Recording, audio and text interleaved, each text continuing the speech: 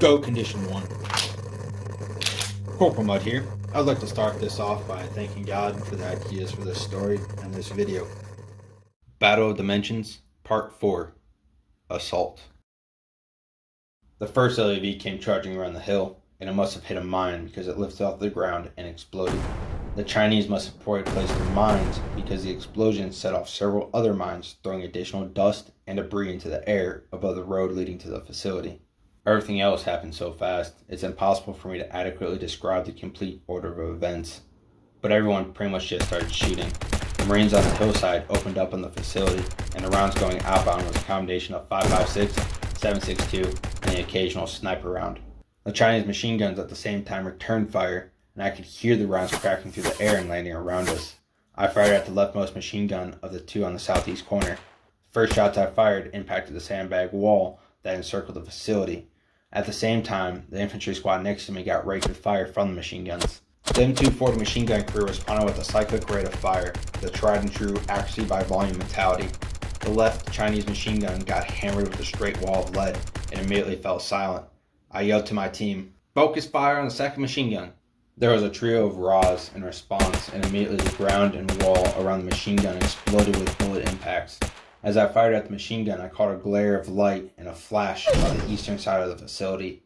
Then I saw out of the corner of my eye the A gunner on the machine gun was hit and went limp on the ground.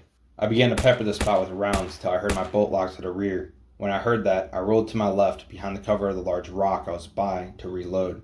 A moment later, a bullet of some kind flew past me. It sounded different than any bullets I had ever heard. It was also extremely nerve-wracking to know I was only milliseconds away from being hit. I thought to myself, is that a new sniper rifle? Because it hit the machine gunner, and then it was darn close to hitting me. And those rounds sound off. They didn't sound like normal ones. Maybe this mission will be a legit research grab, after all. I rolled over again to my left, positioning myself on the other side of the rock to try and find the source that had sent a round that nearly had my name on it. As I rolled, I sent my bolt home, and right as I landed, the top of the rock exploded, and I heard that same sound again. Riley yelled, "Duke!" I rolled back behind the rock, and I thought to myself, crap, they must have me sighted in. I looked over to Riley, who was taking cover behind a large tree, and before I had a chance to even reply, I heard the boom of one of our snipers.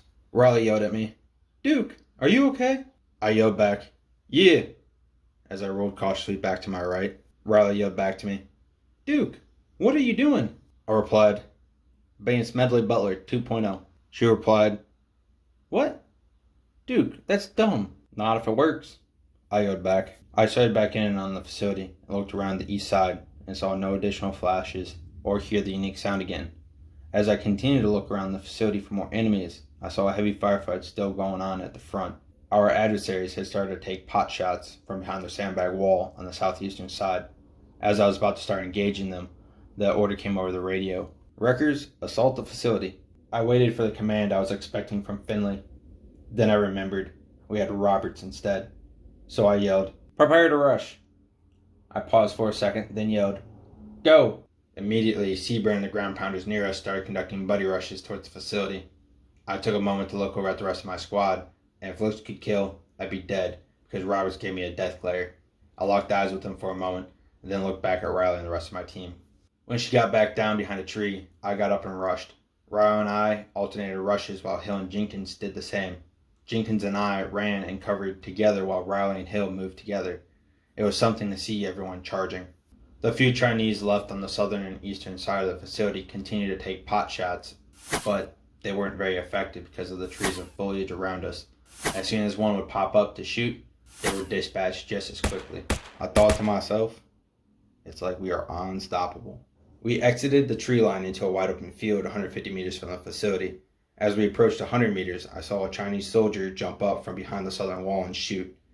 And then I saw Hill get hit and drop. "No!" I yelled. I was surprised for a split second, but I quickly got a hold of myself and yelled, "Cover and fire!" And everyone started lighting up the area. Once we pinned the enemy behind the sandbags, I rushed over to Hill, slotting in next to him, and I called for a corpsman. I went into the kneeling position and continued to scan for enemies. Hill was trying to breathe, but he was struggling to. After my scan, I looked down to him, and I could see him starting to panic. He looked scared. I lowered my rifle and I yelled to him, Hill, you're going to be okay. Out of the corner of my eye, I saw a group of Marines and a corpsman run up. As I looked back at Hill, I felt like I got hit by a truck on the side of my left arm, near my shoulder. The impact spun me and put me on the ground, and then I heard the sound again. My voice and the pain finally caught up with reality, and I yelled out, "Ah!" I heard yelling and additional gunfire. After what felt like an eternity, which was probably only seconds, the shooting quieted down, and then there was a final volley, and then stopped altogether. I thought to myself, well, this sucks. And I guess third time's the charm. I picked my head up and I looked over at my shoulder and saw that my cami sleeve was covered in blood. I started to reach over to feel my shoulder when Jenkins rushed up to me, pushing me back down, and started checking me over himself. "Jenkins, work on Hill. He already has a doc on him. Let me take a look at you, Corporal," Jenkins said as he continued to check me over. Jenkins pulled out his knife and started to cut off my sleeve. While he was doing that, I tried to look up to see Hill, but Jenkins pushed my Kevlar down and said, "Relax, Corporal. He's okay." Also, good news is we have secured the exterior of the facility. A few seconds later, the corpsman moved over to me and took over from LJ. He pulled out a bandage and wrapped my arm. After he finished, he looked at my flak and asked, "Duke, do you have a girlfriend?" "No," I responded. The corpsman replied back, "Well, don't worry about that anymore. With the scar you're going to get, you'll have one in no time."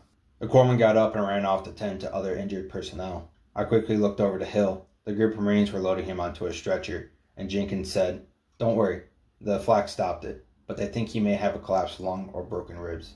"Could be worse," I replied. "Indeed," LJ agreed as he reached out his right hand. "Time to get up, Corporal. You've rested long enough." "Nope, gonna stay right here," I replied as I took his hand and stood up. "How does it feel?" he asked, gesturing to my arm. I moved my fingers and my arm around. There was pain, but it was manageable. "It hurts, but it's good," I replied. LJ replied, "Good, because you're not leaving me alone with worried Riley. That would be a nightmare, and I am not having that." I replied, "I would never do that." "Now, where is the rest of Seaburn?" LJ answered, "Towards the front of the facility." "Let's get over there," I said as I started to jog. As we jogged over, I saw several Marines checking enemy bodies. As we got closer to the front, I saw that they had moved the 3 remaining LAVs to defensive positions around the front of the facility, and the ground pounders were preparing to blow the steel doors to the facility. Behind the leftmost LAV was the rest of our Seaburn platoon. As LJ and I joined them, Staff Sergeant Bear asked, "Are you good?" I replied, "Yes, it is but a scratch, and I'm good to go, Staff Sergeant." Staff Sergeant responded, "Mud, you can sit this one out. We can take care of this one without you." "Staff Sergeant, I'm one of 2 Marines here that have any intel training. It'd be better for me to utilize that training and experience than to sit this one out," I answered. Staff Sergeant replied, "Very well. Anyways, to catch you guys up, the infantry will be clearing out the facility, and I'll be following in behind them to gather. If needed, we will assist in clearing out the facility. Also, make sure your glasses are watching, and at this point, just stand by to go in." I thought to myself, I should have turned on those before the fight, so I could have picked up that sound. There was a collection of Raws and Everest.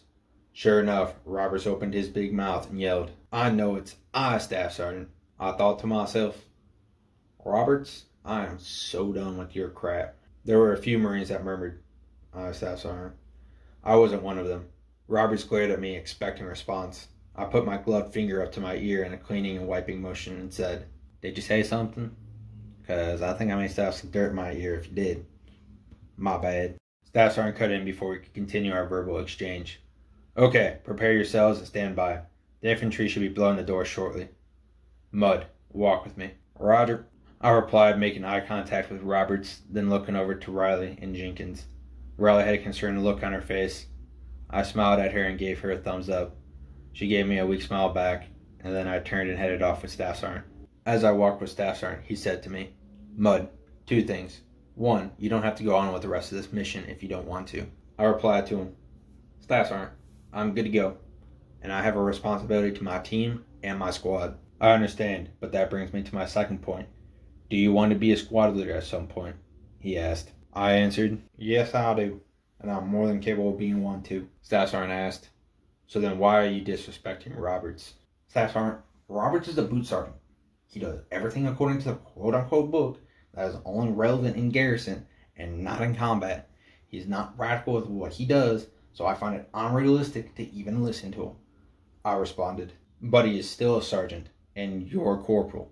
He is your superior in your squad. You want to get a squad when you become a sergeant?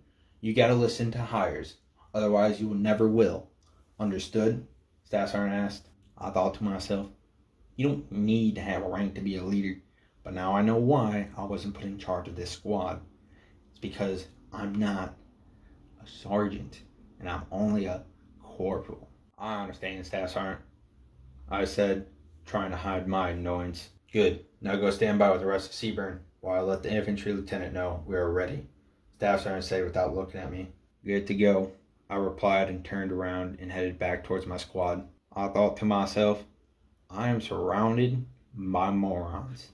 As I got towards the rest of our platoon, I saw LJ and Riley talking off to the side, so I went over to join them.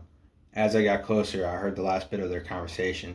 Jenkins said, Fine, I won't say anything, but I'm telling you, it will be fine. This is Mud we're talking about after all.